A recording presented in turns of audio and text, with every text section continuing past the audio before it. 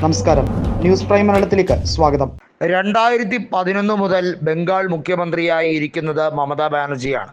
2011 നിയമസഭാ തെരഞ്ഞെടുപ്പിൽ 34 കൊല്ലത്തെ ഇടത് ഭരണത്തെ തൂത്തെറിഞ്ഞുകൊണ്ടാണ് തൃണമൂൽ കോൺഗ്രസ് സഖ്യം അധികാരത്തിലേക്ക് ഏറിയത്.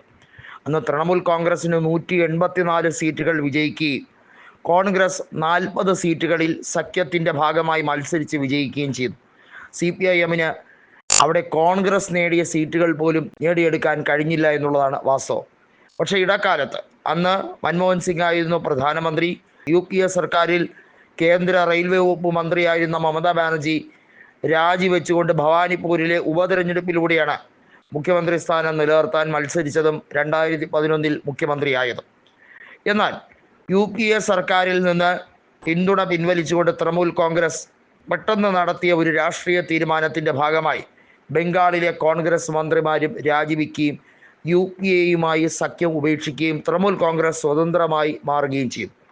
എന്നാൽ പിന്നീട് പല കാര്യങ്ങളിലും പരോക്ഷമായും പരസ്യമായും ഒക്കെ കോൺഗ്രസിനെ പിന്തുണച്ചുകൊണ്ട് പാർലമെൻറ്റിൽ പല കാര്യങ്ങൾക്കും തൃണമൂൽ കോൺഗ്രസ് രംഗത്ത് വന്നിട്ടുണ്ട്. എന്നാൽ ഈയിടെ ഏറ്റവും ശക്തമായി കോൺഗ്രസും തൃണമൂൽ കോൺഗ്രസും ഒരുപോലെ സഹകരിച്ചത് വഖഫ് നിയമ ഭേദഗതിയുമായി ബന്ധപ്പെട്ട JPC-യുടെ വലിയ തോതിലുള്ള അഡ്ജസ്റ്റ്മെൻറ്റ് രാഷ്ട്രീയത്തെയാണ്.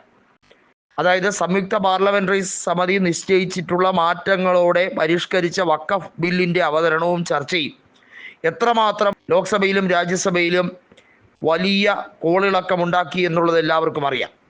ഇത് എന്തിനു വേണ്ടിയാണ് എന്നുള്ളത് അടിക്കടി വ്യക്തമാകുന്നൊരു കാര്യമാണ്. കാരണം ബീഹാറിലെ നിയമസഭാ തെരഞ്ഞെടുപ്പ് പടിവാതിൽക്കൽ എത്തി നിൽക്കുകയാണ്. അത് ഒരു കാരണമായി ഉന്നയിച്ചുകൊണ്ട് അവിടെയും വർഗീയ ധ്രുവീകരണം നടത്തി ജയിക്കാനുള്ള രാഷ്ട്രീയ ലക്ഷ്യമാണ് BJP പ്രതീക്ഷിക്കുന്നത്.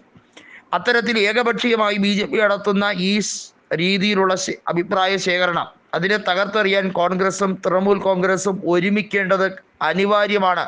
അത് കാലഘട്ടത്തിൻ്റെ ആവശ്യമാണെന്ന് മമതാ ബാനർജി തിരിച്ചറിഞ്ഞിരിക്കും. എന്നാൽ കേവലം പാർലമെൻറ്റിൽ മാത്രം യോജിച്ചതുകൊണ്ട് ജനങ്ങൾക്ക് അത് ബോധ്യപ്പെടുകയില്ല എന്ന് മമത തിരിച്ചറിഞ്ഞിരിക്കും. ബംഗാളിലെ ജനതയെ മാത്രമല്ല ഇന്ത്യയിലെ ജനങ്ങളെ ബോധിപ്പിക്കാൻ കൂടി കൂടുതൽ സഹകരണം തൃണമൂൽ കോൺഗ്രസും നടത്താൻ ധാരണയാക്കുകയാണ്.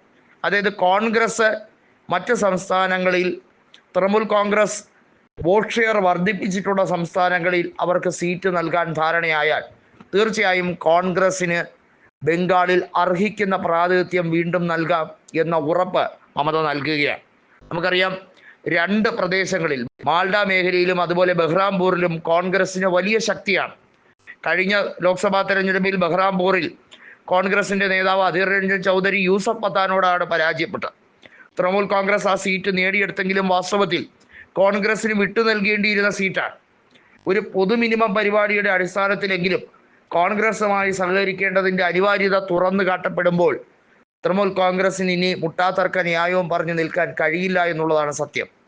ബംഗാളിൽ 40ഓളം സീറ്റുകൾ നൽകാം എന്നുള്ള ആദ്യ ധാരണ അത് എത്രത്തോളം കോൺഗ്രസ് നേതാക്കൾ ഉൾക്കൊണ്ടിട്ടുണ്ട് എന്നറിയില്ല. പക്ഷേ കൂടുതൽ ചർച്ചയിലൂടെ അർഹമായ സീറ്റുകളിലേക്ക് എത്തപ്പെടും എന്നാണ് അധീർ രഞ്ജൻ ചൗധരിയും ഇപ്പോൾ മാധ്യമങ്ങളോട് വിശദീകരിക്കുന്നത്.